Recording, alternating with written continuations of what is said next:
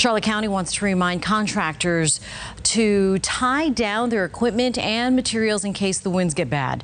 The county says they should look out for anything that could blow away. There is a lot of new construction in Southwest Florida right now, so if you're building a home, this is something you should also think about.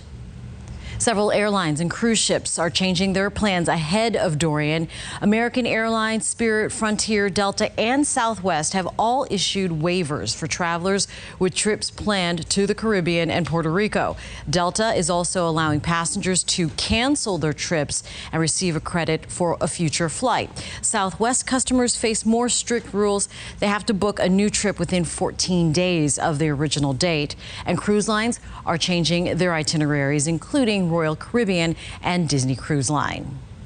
Attorney General Ashley Moody is launching an app called No Scam ahead of Dorian. This app's designed to help you report allegations of price gouging in real time, and violations are sent to the Attorney General's office immediately. Through the app, you can attach pictures, copies of receipts, and other information when reporting suspected price gouging. It is free to download.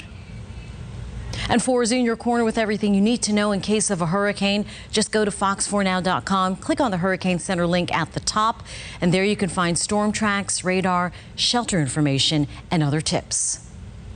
We are in the heat of hurricane season as we continue our coverage of Hurricane Dorian. There are concerns of how this storm could impact Southwest Florida, including our water quality. For Your Corner's Catherine Marsh spoke with a professor at FGCU who's focused his studies on Lake Okeechobee for the past 10 years. She joins us live now from the Caloosahatchee with how the storm and any others might affect us. Catherine? Yeah, Jane, Professor Rosen says as of right now, it's all pretty much a waiting game to see how the wind and rain will impact Lake O. He says the storms that are bigger and move slower can raise concerns. All eyes are on Hurricane Dorian as it makes its way north towards Florida. If this one is actually just the beginning, then we'll have some concerns. Professor Barry Rosen has studied harmful algal blooms for over 40 years. His focus for the last 10 years has been on Lake O. This year has been a very calm year compared to previous years. He says this year, a lot of vegetation regrew at the bottom of the lake, which is a good thing. It helps stabilize everything that's there. He says, unfortunately, hurricanes can rip all of that back up again. You then have the plants that are stabilizing the bottom gone. They're not there pulling out the nutrients that are in the water. He says if you tear up that natural part of the system, it would allow for a greater chance for harmful algal blooms until those plants can grow back. He also says hurricanes can affect the integrity of the Herbert Hoover Dike. And it's not so much the dike being hurt by the wind, but what happens is that the water blows up to one side. It's a very large lake. And if it blows up to one side and then comes, sloshing back to the other side, it's called a sesh. He says a sesh is caused by strong winds or a hurricane, and it can be very damaging to the dike. If the integrity of the dike is threatened, then they would do greater and greater releases coming out of the lake. Now, Professor Rosen also says the Lake O levels right now are at about 13 feet, which is low enough that it shouldn't cause any breaches unless we get more rain that is anticipated. Stick with 4 in Your Corner on air and online for complete storm coverage as well. Reporting live in Fort Myers, Catherine Marsh, Fox 4 in Your Corner. All right, thank you, Catherine. And this week, the Blue-Green Algae Task Force will meet again, this time at the University of Florida.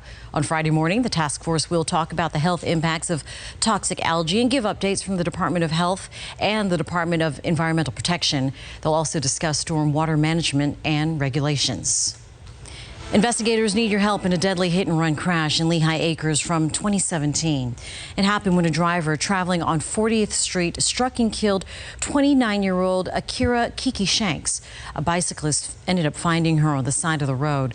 Kiki's family is working on putting a pink park bench at the corner of 40th Street and Rena Avenue for students waiting for their school bus in the morning.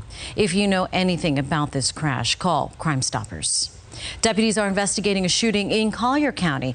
This started around 3:30 this morning when a man was dropped off at Physicians Regional Hospital with a gunshot injury to his leg. We're told the person who drove him went to a gas station across the street from the hospital. Deputies then detained that person. They believe the shooting may have happened at the Sonnabin Apartments on Golden Gate Parkway and Santa Barbara. Stick with Fox 4 for any updates. The search is now called off for the driver of a car that plunged into Tampa Bay after a crash on that bridge. It happened this morning when troopers say the SUV was driving recklessly, hit a pickup truck, flipped and rolled into the water. Divers and boaters eventually recovered the SUV. However, they didn't find anyone in the vehicle or in the water. Police called off the search this afternoon.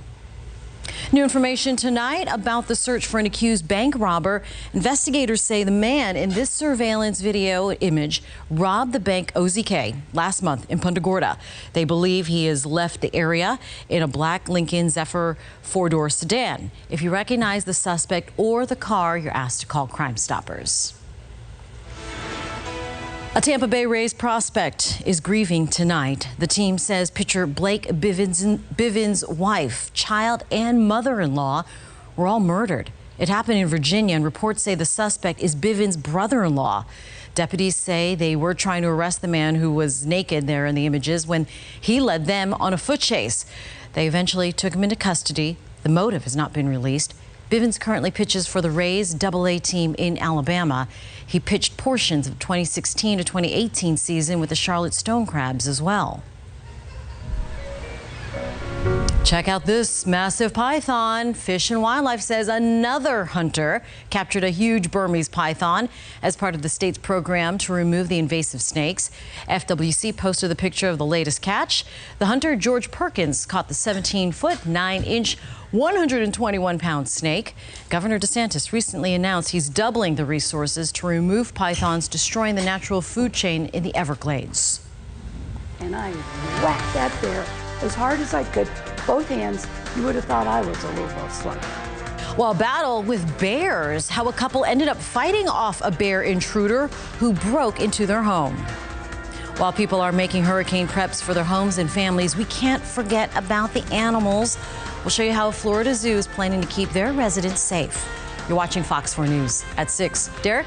All right, we're going to take another look at the latest track on Dorian and some interesting things we're seeing in the model, some trends that you'll want to know about. I'll have it for you in your Storm Shield forecast coming up next. Yeah. Live from the station that's in your corner. You're watching Fox 4 News at 6. Starting today, the Palm Beach Zoo, home to approximately 1,000 animals, will start moving some of those animals to shelters ahead of Dorian. But as Arthur Mondale shows us, even though there are a dozen hurricane shelters for the animals, there's even a bigger focus on trees and water. Behind this foliage is one of 12 hurricane shelters for the animals here at the zoo, but hurricane preparedness also includes the trees and the water on this 23-acre property.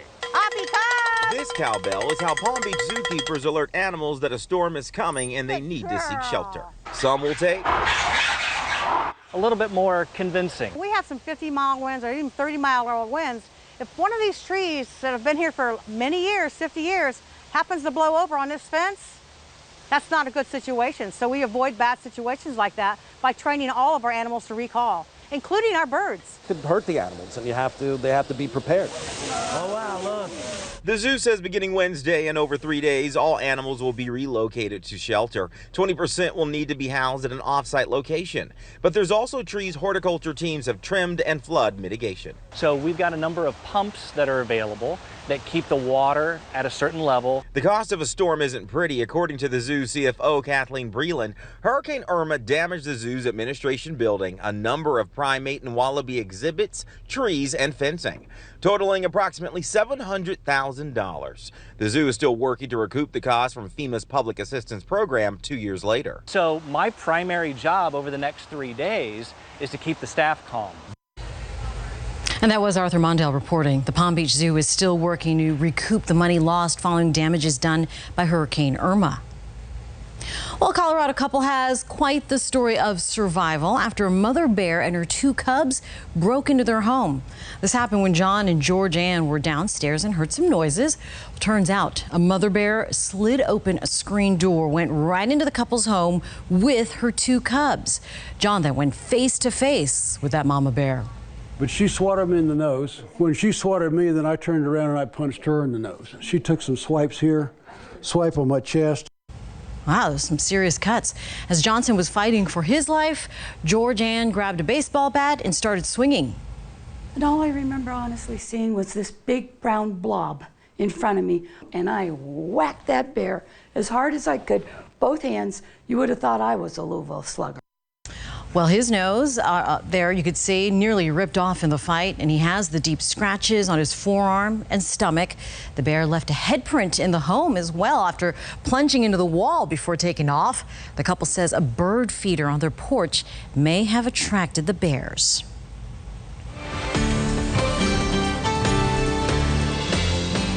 Live look at our Storm Smart Sky Cam tonight. This is from the Pink Shell over at Fort Myers Beach, and what a picturesque scene this is with a mixture of cloud and sunshine out there and a couple of rogue showers from time to time. Most of the rain, though, was a little bit earlier in the day, so we're enjoying dry conditions right now, and we still have some rain on the radar this evening, and I think for the rest of this evening our chances for rain will be a bit on the spotty side.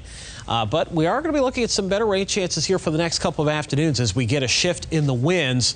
Here's Storm Shield for Doppler tracking some of those showers right now making their way through Lee County. So you can see through Fort Myers, extending south towards the airport, the international airport that is, and down towards St. Carlos Park. Going to be pushing down towards Estero as well. But you can see them just kind of moving from northwest to southeast here. Also extending into parts of the southeast Cape. Temperatures are in the 80s and 90s now. The heat index got over 100 in many locations this afternoon. And it looks like it's going to be a humid evening with a slight chance for a couple of showers. Temperatures under partly to mostly cloudy skies into the 80s for the most part, falling into the upper 70s here for later on tonight. Of course, all attention is on Dorian, and right now we've been watching Dorian very carefully here throughout the day. If you remember yesterday, he was battling dry air. That is not a problem for it right now, although it's still ingesting a little bit on the southwest side. But you can see in the last few frames, we're getting the eye trying to show up now on visible satellite, and you see all these big cauliflower-looking bubbles here. These are thunderstorms that are trying to fire up in the eye wall, and it looks like this is getting a bit better organized right now. But all this real estate that you see out ahead of it, all this water is very warm and very favorable for more significant intensification, which we do expect here over the next couple of days. Also, one thing to note, one of the questions that we had is whether or not it would miss Puerto Rico.